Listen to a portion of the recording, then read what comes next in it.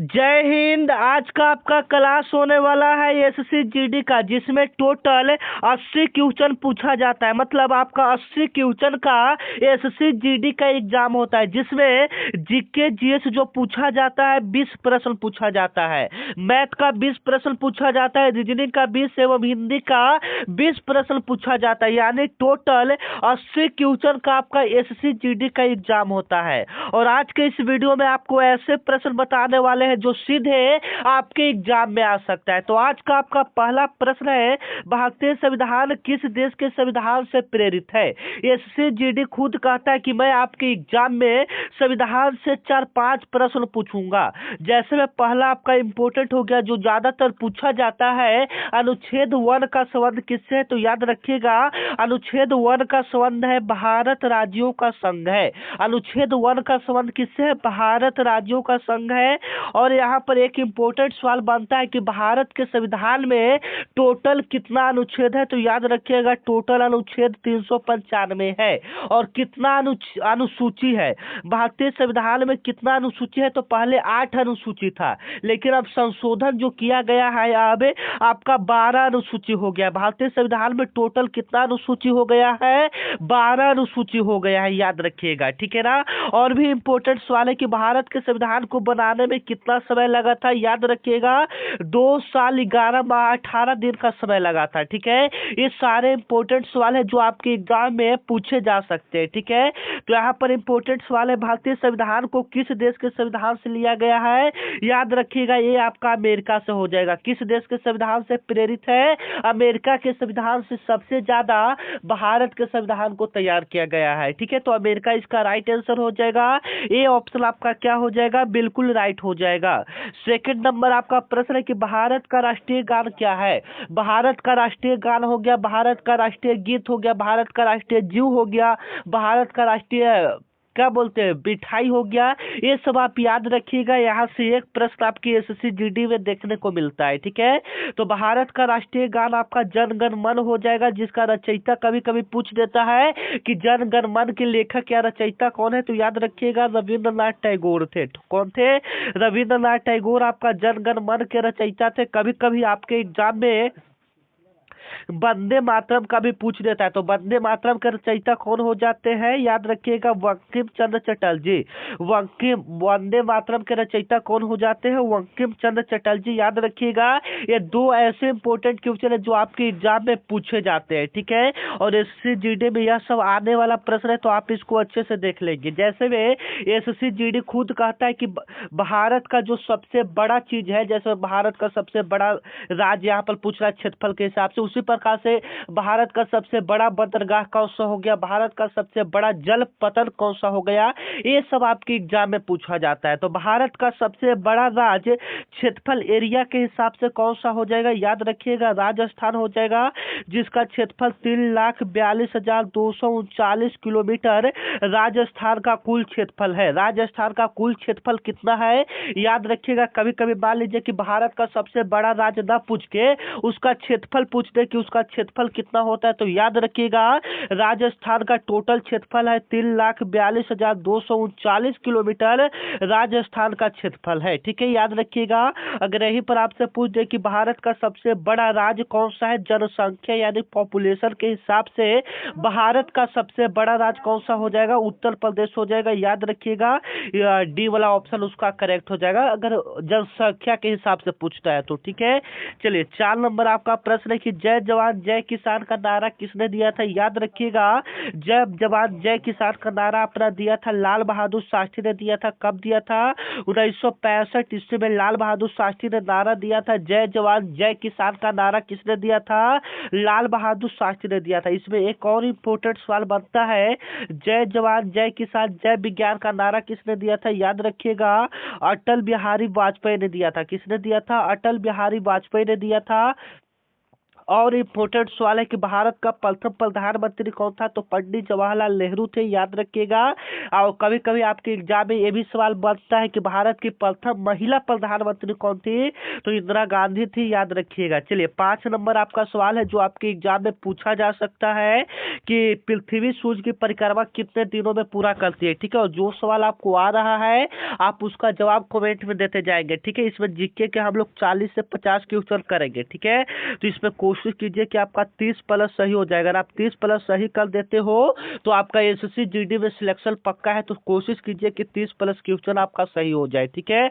तो चलिए, सूर्य जो है पृथ्वी की परिक्रमा कितने दिनों में पूरा करता है, पृथ्वी सूर्य की परिक्रमा कितने दिनों में पूरा करती है, तो याद रखिएगा ये तो आपका लगभग 365 या 66 दिन, मतलब दोनों सेम होता है, ठीक है। तो लगभग 365 दिन, याद रखिएगा। लगभग कितना हो जाएगा, 365 दिन। जो पृथ्वी है वो सूर्य की परिक्रमा कितना दिनों में पूरा लगाती है, तो 365 दिन में पूरा लगाते हैं। अगर यही बुध पूछ दे कि बुध पृथ्वी का परिक्रमा कितने दिनों में, मान लीजिए कि शुक्र सूर्य है, ठीक है, इसका बुध कितना दिन में परिक्रमा, मतलब उसका कितना दिनों में चक्कर लगा लेता है, तो याद रखिएगा बुध आपका 88 दिन में परिक्रमा कर लेता है। जैसे में पृथ्वी हमारा 365 दिन में करता है, और इसी के हिसाब से हमारा जो एक साल में 365 दिन इसी के हिसाब से बनाया गया है, ठीक है। उसी प्रकार से बुध एक परिक्रमा मतलब एक चक्कर 88 दिन में पूरा कर लेता है, ठीक है, याद रखिएगा। चलिए 6 नंबर आपका सवाल है जो कि आपके एग्जाम में पूछा जा सकता है कि भारत की पहली महिला राष्ट्रपति कौन थी। यह भी इंपोर्टेंट सवाल है, ऐसा एक सवाल आपके एग्जाम में पूछा जाता है, भारत की पहली महिला राष्ट्रपति कौन थी, तो याद रखिएगा प्रतिभा पाटिल थी, जो कि अपने पद पर 2007 ईस्वी में बनी थी। भारत की पहली महिला राष्ट्रपति कब बनी थी, 2007 ईस्वी में कब बनी थी, प्रतिभा पाटिल कब बनी थी, 2007 ईस्वी में, याद रखिएगा, ठीक है। चलिए 7 नंबर आपका सवाल है कि मानव शरीर में सबसे बड़ी ग्रंथि कौन सा है, ठीक है। मानव शरीर की सबसे बड़ी ग्रंथि कौन सा है, याद रखिएगा, यह आपका यकृत हो जाता है। मानव शरीर का सबसे बड़ी ग्रंथि कौन सा हो जाता है, यकृत हो जाता है, याद रखिएगा। और कभी कभी आपके एग्जाम में यह भी सवाल बनता है कि मानव शरीर का सबसे बड़ा हड्डी क्या है। सबसे बड़ा हड्डी आपका फीमर हो जाता है। क्या हो जाता है, फीमर हो जाता है, जिसको हम लोग जांघ का हड्डी बोलते हैं। कभी कभी छोटा हड्डी भी, याद रखिएगा, स्टेपिज। क्या होता है, स्टेपिज होता है, जिसको हम लोग कार का हड्डी बोलते हैं, ठीक है। चलिए 8 नंबर आपका सवाल है कि भारत का राष्ट्रीय खेल क्या है। भारत का राष्ट्रीय खेल क्या है, तो आप लोग इसका जवाब कमेंट में दीजिएगा। भारत का राष्ट्रीय खेल क्या होगा, सबसे इजी सवाल है। और किसके याद में बनाया जाता है, तो मेजर ध्यानचंद के याद में हर एक साल 29 अगस्त को खेल दिवस मनाया जाता है। हर एक साल मेजर ध्यानचंद के याद में 29 अगस्त को क्या मनाया जाता है, खेल दिवस। यानी एसएससी जीडी में खेल से एक प्रश्न पूछा जाता है, ठीक है। तो याद रख लीजिएगा, जैसे में उसका जवाब पहले दे लीजिएगा, ठीक है। जैसे में हॉकी में कितने खिलाड़ी होते हैं, क्रिकेट में कितने खिलाड़ी होते हैं, फुटबॉल में कितने खिलाड़ी होते हैं, तो याद रखिएगा फुटबॉल में आपका 11 खिलाड़ी, हॉकी में 11 खिलाड़ी, क्रिकेट में 11 खिलाड़ी होते हैं, ठीक है। ये तीनों में आपका 11 खिलाड़ी होते हैं, याद रखिएगा, ठीक है। चलिए गीता किस ग्रंथ का भाग है, गीता आपका किस ग्रंथ का भाग है, तो याद रखिएगा महाभारत ग्रंथ का एक भाग है, ठीक है। और आपको क्लास कैसा लग रहा है एक बार कमेंट में जरूर लिखिएगा, ठीक है, कि हाँ सर आपका क्लास अच्छा लग रहा है, खराब लग रहा है, जो भी आपको दिक्कत आ रहा है एक बार कमेंट में जरूर लिखिएगा कि हाँ सर आपका आवाज़ खराब आ रहा है, या वीडियो क्वालिटी सही नहीं है, कंटेंट सही हमको नहीं मिल रहा है, ठीक है। एक बार कमेंट में जरूर कीजिएगा जो भी दिक्कत आपको, ठीक है। चलिए भारत का सबसे लंबा नदी पुल कौन सा, सबसे लंबा नदी पुल मतलब नदी पर बनाया गया सबसे लंबा पुल कौन सा है, तो याद रखिएगा पहले आपका महात्मा गांधी सेतु पुल आता है, जिसका लंबाई 5.35 किलोमीटर लगभग में बताया जाता है, ठीक है, ठीक है ना। लेकिन इसका जो राइट आंसर होगा आपका, जैसे में लंबा नदी पुल आपका आपके हिसाब से आपका आता है भूपेन हजारिका सेतु पुल आता है। क्या आता है, भूपेन हजारिका सेतु पुल आता है, जिसका लंबाई की बात करेंगे तो 9.15 किलोमीटर है, ठीक है। और यह भारत में सबसे लंबा नदी पुल है, ठीक है, याद रखिएगा। सी वाला ऑप्शन आपका क्या हो जाएगा, बिल्कुल राइट हो जाएगा, ठीक है। चलिए और अभी तक आप हमारे व्हाट्सएप ग्रुप में नहीं जुड़े हैं तो डिस्क्रिप्शन में लिंक है, आप वहां से जाकर जुड़ जाएंगे। ठीक है। सूर्य में ऊर्जा किस प्रक्रिया द्वारा मिलती है? जो सूर्य में ऊर्जा मिलता है वह किस प्रक्रिया द्वारा मिलता है? तो नाभिकीय संलग्न द्वारा मिलता है। बी ऑप्शन इसका क्या हो जाएगा? बिल्कुल राइट हो जाएगा। ठीक है। चलिए 12 नंबर आपका सवाल है कि भारतीय रिजर्व बैंक का स्थापना कब हुआ था? याद रखिएगा 1935 ईस्वी में। ठीक है। भारतीय रिजर्व बैंक का स्थापना कब हुआ था? 1935 ईस्वी को, 1 अप्रैल 1935 ईस्वी को। ठीक है। और इसका राष्ट्रीयकरण हुआ था 1949 ईस्वी में। याद रखिएगा, ये भी क्वेश्चन है आपके एग्जाम के लिए काफी इंपोर्टेंट है। ठीक है। चलिए 13 नंबर आपका सवाल है कि रक्त का लाल रंग किसके कारण होता है? आप लोग भी इसका जवाब दीजिए। रक्त का लाल रंग किसके कारण होता है? तो हेमोग्लोबिन के कारण होता है। ठीक है। नए हैं तो चैनल को आप लोग सब्सक्राइब कर लीजिएगा, क्योंकि यह चैनल आपका दोस्त, आपका साथी, आपका भाई है, जो आपके पीछे खड़ा रहेगा। यहाँ पर डेली आपको क्लासेज मिलेगा। ठीक है। तो इसलिए आप लोग चैनल को क्या कर लेंगे, एक बार सब्सक्राइब कर लेंगे। ठीक है। चलिए 14 नंबर आपका सवाल है कि भारत में योजना आयोग का स्थापना कब हुआ था? ठीक है। भारत में योजना आयोग का स्थापना कब हुआ था? याद रखिएगा 1950 ईस्वी में भारत में योजना आयोग का गठन हुआ था। योजना आयोग का गठन कब हुआ था?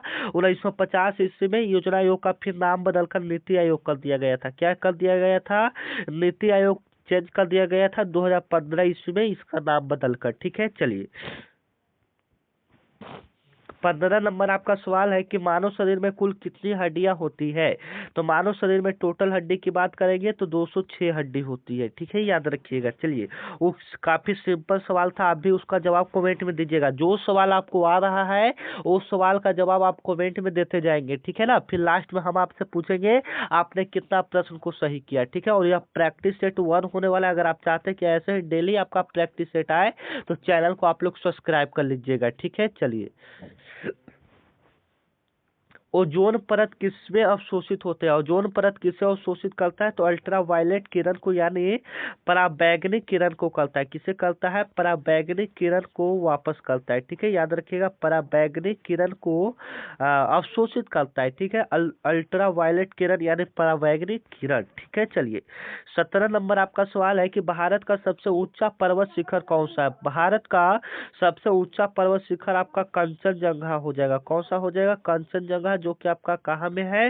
सिक्किम में है। कंचनजंगा आपका कहाँ में हो जाएगा? सिक्किम में हो जाएगा। याद रखिएगा। ठीक है। चलिए 18 नंबर आपका सवाल है कि हरित क्रांति का जनक कौन है? हरित क्रांति का जनक डॉक्टर एम.एस. स्वामीनाथन जी हो जाएंगे। हरित क्रांति का जनक डॉक्टर एम.एस. स्वामीनाथन जी हो जाएंगे। याद रखिएगा। ठीक है। हरित क्रांति का जनक डॉक्टर एम.एस. स्वामीनाथन जी हो जाएंगे, जो कि 1965 से 60 दशक ईस्वी के बीच में आया था। ठीक है। Doctor MS. स्वामीनाथन, जिसमें सबसे ज्यादा हरित क्रांति यानी कृषि पर सबसे ज्यादा प्रभाव पड़ा था। ठीक है। याद रखिएगा।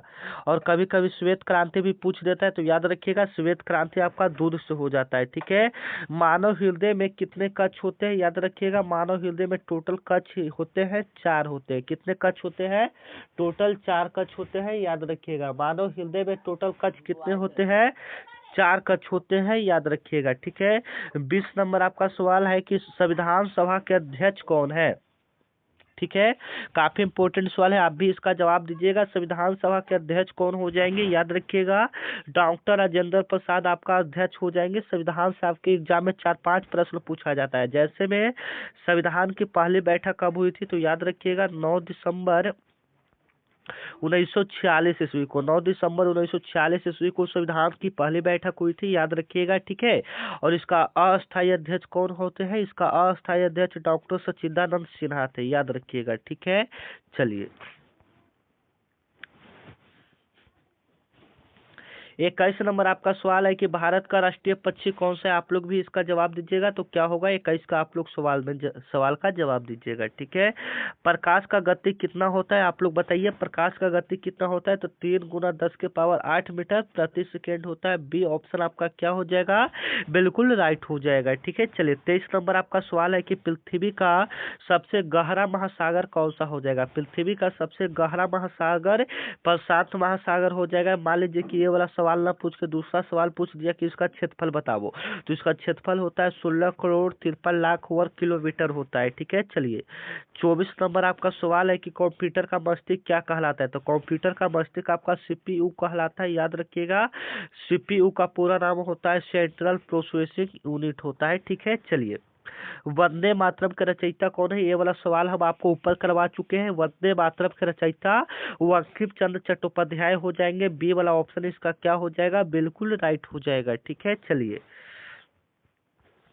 भारत का सबसे छोटा राज्य कौन सा होगा, भारत का सबसे छोटा राज्य कौन सा हो जाएगा, बताइए आप लोग। ठीक है, तो भारत का सबसे छोटा राज्य आपका हो जाएगा, याद रखिएगा, गोवा हो जाएगा। कौन सा हो जाएगा, क्षेत्रफल की दृष्टि से आपका गोवा हो जाएगा। रक्तचाप मापने वाले यंत्र क्या है, रक्तचाप मापने वाला यंत्र क्या होता है, तो स्फिग्नोमैनोमीटर होता है। ठीक है, चलिए चंद्रमा पर कदम रखने वाला पहला व्यक्ति कौन था, तो नील आर्मस्ट्रांग था। बी ऑप्शन आपका क्या हो जाएगा, बिल्कुल राइट हो जाएगा। भारत की पहली महिला राज्यपाल कौन थी, याद रखिएगा, भारत की पहली महिला जो राज्यपाल थी वह आपका सुचेता कृपलानी हो जाएगा। ठीक है, सरोजिनी नायडू, ये तो मुख्यमंत्री हो जाएगा ना, सरोजिनी नायडू। ठीक है, चलिए